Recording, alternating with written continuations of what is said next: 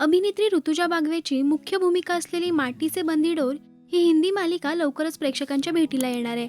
मालिकेच्या नुकताच रिलीज झालेल्या प्रोमोमध्ये या मालिकेत ऋतुजासोबत आणखी एक मराठी अभिनेत्री असल्याचं दिसून येतंय. ही अभिनेत्री आहे ठिपक्यांची रांगोळी या मालिकेतील बाबी आत्या म्हणजेच अभिनेत्री सारिका नवाथे.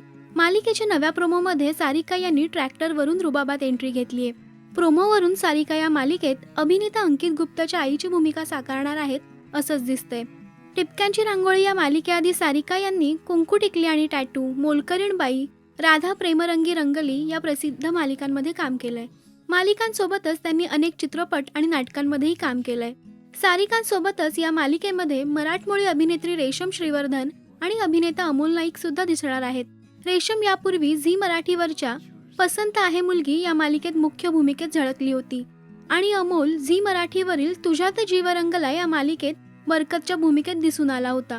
माटी से बंदी डोर ही मालिका 27 मे पासून 7:30 वाजता स्टार प्लसवर प्रेक्षकांच्या भेटीला येणार आहे.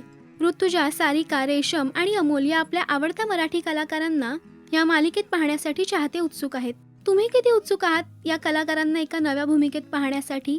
आम्हाला कमेंट्समध्ये नक्की सांगा. मराठी टेलिव्हिजन विश्वातील बातम्या, अपडेट्स आणि गॉसिपसाठी सबस्क्राईब करा राष्ट्रीय मराठी शोबज.